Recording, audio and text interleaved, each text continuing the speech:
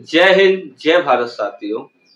हम लोग भारतीय संविधान की तो चर्चा कर ही रहे थे साथियों। हमने उसी के अंतर्गत भारतीय इतिहास की भी चर्चा करना प्रारंभ कर दी है। संभव करेंगे कि एक दिन में दोनों वीडियो अलग अलग सब्जेक्ट्स की अपलोड होती रहें, लेकिन फिलहाल आज हम पढ़ने वाले हैं भारतीय रियासतों का एकीकरण तथा राज्यों का पुनर्गठन।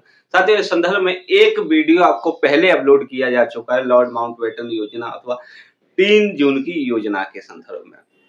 आज हम चर्चा करने वाले हैं भारतीय रियासतों के बारे में तथा भारतीय स्वतंत्रता अधिनियम 1947 के बारे में। तो आइए साथियों, भारतीय स्वतंत्रता अधिनियम 1947 की चर्चा करते हैं।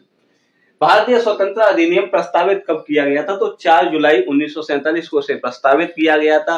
और साथ ही साथ प्रस्तुत किसने किया या कब किया? तो उस समय के ब्रिटेन के प्रधानमंत्री एटली साहब हुआ करते थे। उन्होंने इसे 15 जुलाई 1947 को ब्रिटेन के हाउस ऑफ कॉमन्स में प्रस्तावित किया या प्रस्तुत किया था। देखिएगा यहाँ साथियों, हाउस ऑफ कॉमन्स क्या है? जैसे हमारे यहाँ लोकसभा है, वैसे ही ब्रिटेन में हाउस ऑफ कॉमन्स होता है। साथियों, जैसे हमारे यहाँ राज्यसभा है, राज्यसभा को स्टेट्स ऑफ काउंसिल भी कहते हैं, उसी तरह ब्रिटेन में हाउस ऑफ रॉयल्स भी होता है। क्लियर है जी?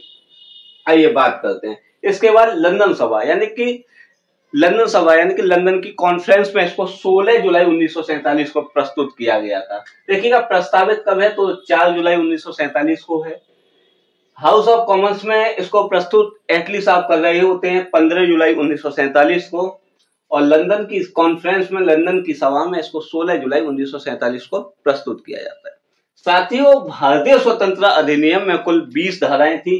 Very very most important fact यहां से बनता है, याद रखिएगा। इसके द्वारा ये प्रावधान था कि भारत का विभाजन किया जाएगा तथा पाकिस्तान को 14 अगस्त 1947 को स्वतंत्रता दे दी जाएगी। साथ ही साथ साथियों, भारत को, पाकिस्तान को स्वतंत्रता 14 अगस्त 1947 को दे दी जाएगी। साथ ही साथ साथियों, भारत को 15 अगस्त 1947 को स्वतंत्रता दे दी जाएगी। और ये दोनों ही राज्य डोमिनियन स्टेट्स होंगे। यहाँ राज्य का मतलब साथियों देश से ही होता है, क्वालिटी बताया है आप लोगों को। अब जो भारतीय स्वतंत्रता अधिनियम 1947 था, जो कि लॉर्ड माउंटबेटन की योजना को अंतिम रूप देने के लिए लाया गया था, तो साथियों साथ ही साथ हमें ये भी याद रखना चाहिए कि ब्रिटेन सरकार द्वारा या अंग्रेजी हुकूमत द्वारा भारत के लिए बनाया गया अंतिम कानून एक जो था वो भारतीय स्वतंत्रता अधिनियम 1947 ही था। और लॉर्ड माउंटबेटन की जो योजना थी उसको द्वारा भी भारत विभाजन का सुझाव लॉर्ड माउंटबेटन को दिया था बीपी मेनन और सरदार पटेल द्वारा। तो उस प्रावधान को अंतिम रूप से लागू करने के लिए या अंतिम रूप देने के लिए ही भारतीय स्वतंत्रता अधिनियम 1947 बनाया गया था। इसके द्वारा देशी रियासतों के लिए 2 प्रावधान थे मुख्यतः, या तो वो किसी राज्य के अधीन रहें या फिर अपना स्वतंत्र संप्रभुता रखें।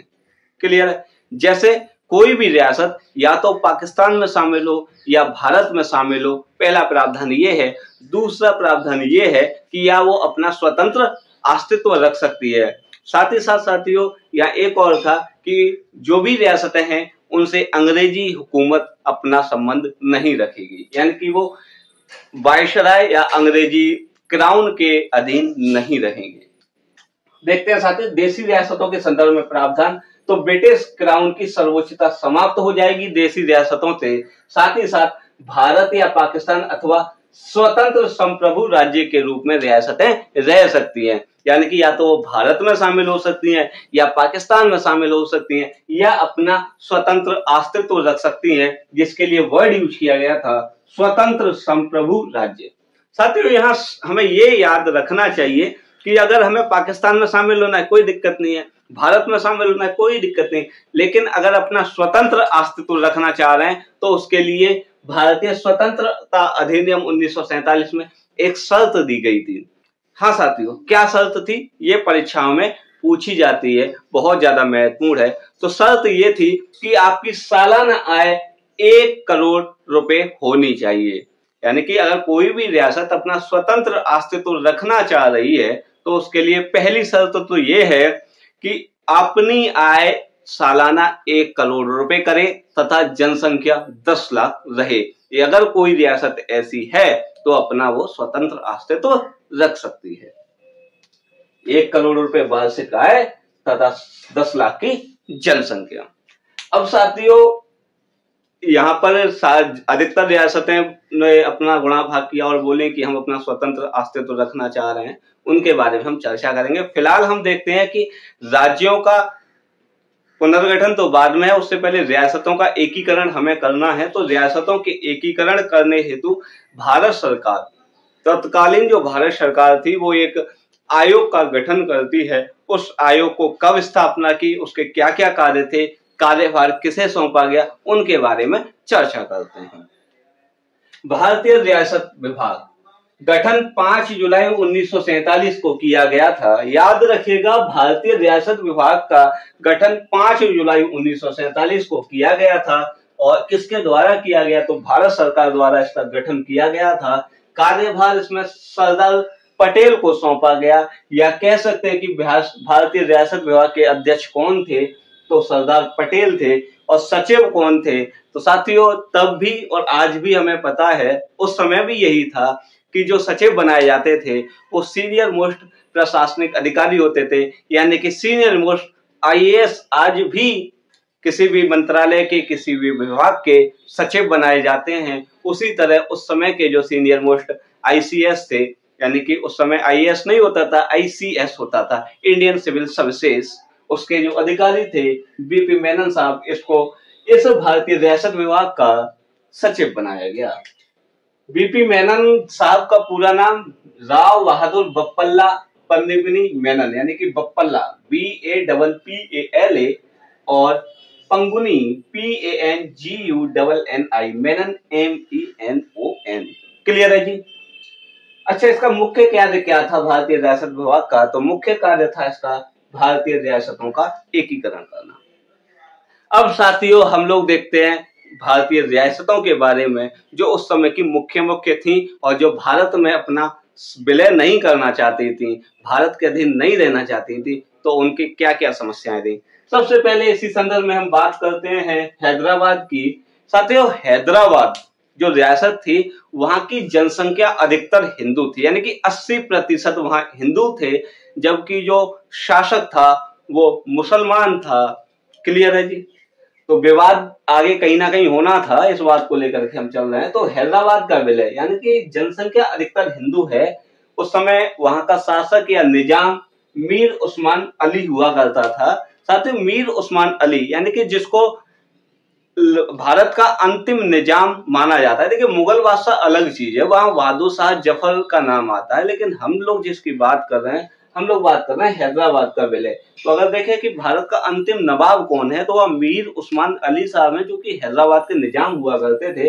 इनकी मांग थी कि हम अपना स्वतंत्र संप्रभु राज्य रखेंगे, यानी कि ना तो हम भारत में सम्मिलित होना चाह रहे हैं, ना ही हम पाकिस्तान की ओर जाना चाह रहे हैं। अब इसको भारत में शामिल करना था, क्योंकि जनसंख्या अधिकतर हिंदू थी जो कि भारत की तरफ शामिल होना चाह रही थी। तो वहां इस बात को लेकर के सशस्त्र विद्रोह हो जाता है। सशस्त्र विद्रोह जब वहां हो गया 13 सितंबर 1947 को, तो 4 दिन के अंदर इसको भारत में विलय कर लिया गया। कैसे किया गया वो देखते हैं।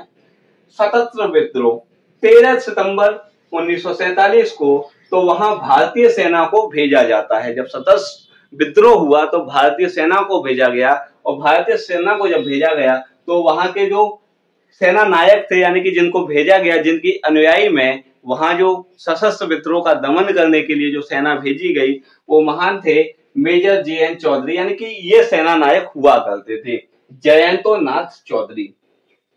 इसके बाद में 13 सितंबर से 4 दिन बाद, यानी कि 17 सितंबर 1947 को हैदराबाद के निजाम मीर उस्मान अली ने आत्मसमर्पण कर दिया। साथ ही साथ साथियों 17 सितंबर 1947 को हैदराबाद का भारत में विलय कर लिया गया, और जो निजाम थे मीर उस्मान अली को वहां का हैदराबाद का राज्यपाल बना दिया। साथियों यहाँ 2 चीजें हमें याद रखनी थी कि एक तो ये कि जो यहाँ ऑपरेशन चलाया गया, यानी कि जो भारतीय सेना ने जो ऑपरेशन चलाया उसका नाम क्या था। तो या किस ऑपरेशन के द्वारा हैदराबाद को भारत में शामिल किया गया था? तो ऑपरेशन का नाम है पोलो, यानी कि ऑपरेशन पोलो द्वारा भारतीय सेना ने सशस्त्र विद्रोह द्वारा हैदराबाद का विलय भारत में किया था। ऑपरेशन पोलो नाम क्यों रखा? उसका एक रीजन ये है कि मीर उस्मान अली साहब को पोलो खेलने का बहुत ज्यादा शौक था। आइए साथियों, अब आगे की हम रियासतों के बारे में पढ़ते हैं। नंबर 2 पर बात करते हैं जूनागढ़ रियासत। देखिएगा, जूनागढ़ रियासत है कहाँ? तो गुजरात के दक्षिण पश्चिम क्षेत्र में पड़ती है। जूनागढ़ रियासत कहाँ पर स्थित है? तो गुजरात के दक्षिण पश्चिम क्षेत्र में पड़ती है। आगे देखते हैं, यहाँ की जनसंख्या अधिकतर हिंदू थी और जो शासक जो थे वो मुस्लिम थे। उनका नाम मिलता है मोहम्मद महावत खान। अब देखिएगा, यहाँ थोड़ा इस बात को हमें समझना पड़ेगा साथियों कि जो जूनागढ़ रियासत है वो गुजरात के दक्षिण पश्चिम क्षेत्र में है और गुजरात का दक्षिण पश्चिम क्षेत्र समुद्र से सटा हुआ है, समुद्र से लगा हुआ है। तो 15 सितंबर 1947 को जूनागढ़ रियासत के जो नवाब थे मोहम्मद महावत खान जी पाकिस्तान में शामिल होना चाहते हैं। पाकिस्तान में शामिल होने की घोषणा कब करते हैं? 15 सितंबर 1947 को। और तर्क देते हैं कि समुद्र की मार्ग से पाकिस्तान से ये आसानी से जुड़ सकेगा, यानी कि पाकिस्तान समुद्री मार्ग द्वारा बहुत ज्यादा हमारे निकट पड़ेगा। क्योंकि जनसंख्या अधिकतर हिंदू है, तो रियासत के 2 राज्य थे। एक तो था मंगरोल, एक राज्य था मंगरोल, दूसरा था बावरियाबाड़, जिन्होंने भारत में शामिल होने की मांग की। जब ऐसा राजा को पता चला तो राजा ने वहां सेना भेजकर उनको अपने अधीन कर लिया, यानी कि वहां पर उन मामले को वहीं की वहीं दबा दिया। क्योंकि जब खबर भारत सरकार को पहुंची तो भारत सरकार ने वहां जनमत संग्रह कराया। उसके बाद जूनागढ़ रियासत को भारत में शामिल कर लिया। कहने का मतलब साथियों, यहाँ 2 प्रश्न हो गए। एक तो इससे पहले था कि सेना ने किसका मतलब सैनिक विद्रोह द्वारा, सेना के सशस्त्र विद्रोह या सैनिक विद्रोह द्वारा किस रियासत को भारत में शामिल किया गया? ऑपरेशन पोलो। तो वहां आंसर जाएगा आपका हैदराबाद। लेकिन साथियों, जनमत संग्रह की बात आएगी तो जूनागढ़ को किया जाता है। और कब किया गया? तो फरवरी 1947 में भारत में शामिल हो गई जूनागढ़ रियासत। ठीक है जी। कौन 2 राज्य थे जिन्होंने भारत में शामिल होने की मांग रखी थी? तो मंगरोल और बावरिया। अब हम बात करते हैं तीसरी रियासत कश्मीर। जनसंख्या अधिकतर मुस्लिम थी, इसका उल्टा है, जनसंख्या अधिकतर मुस्लिम है लेकिन राजा वहां हिंदू है, हरि सिंह।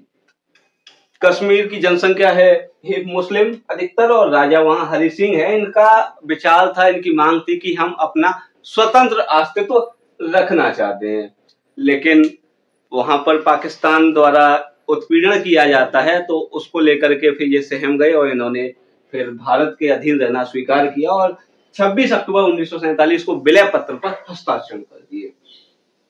इसमें संदर्भ में थोड़ा हमें डिटेल में पढ़ना पड़ेगा कि उसके बाद 1951 में वहां की विधानसभा निर्वाचित की जाती है। 31 अक्टूबर 1951 को जम्मू कश्मीर की विधानसभा की पहली बैठक होती है 31 अक्टूबर 1951 को, तथा दिल्ली समझौता किया जाता है कश्मीर और भारत सरकार के मध्य, जिसको हम दिल्ली समझौता 1952 के नाम से जानते हैं, जिसके द्वारा जम्मू कश्मीर को विशेष दर्जा दिया गया तथा अनुच्छेद 370 की धारा 3 के अंतर्गत यह लिखा गया, यह प्रावधान किया गया कि जम्मू कश्मीर भारत का अभिन्न अंग है। आइए साथियों, इसके बाद एक छोटी सी रियासत त्रावणकोर, जिसके दीवान हुआ करते थे सीपी अय्यर, और त्रावणकोर का भारत में विलय 30 जुलाई 1947 को किया गया। जोधपुर रियासत हुआ करती थी, राजा हनुमंत सिंह हुआ करते थे और इसका विलय 11 अगस्त 1947 को कर दिया। इसके बाद भोपाल थी, भोपाल के नवाब हमीदुल्लाह खान हुआ करते थे और जुलाई 1947 को इसका विलय भी भारत में कर दिया गया। साथियों, इसके बाद हम पढ़ने वाले हैं अगले वीडियो में राज्य पुनर्गठन आयोग के बारे में। तब तक बने रहिएगा साथ। जय हिंद, जय भारत।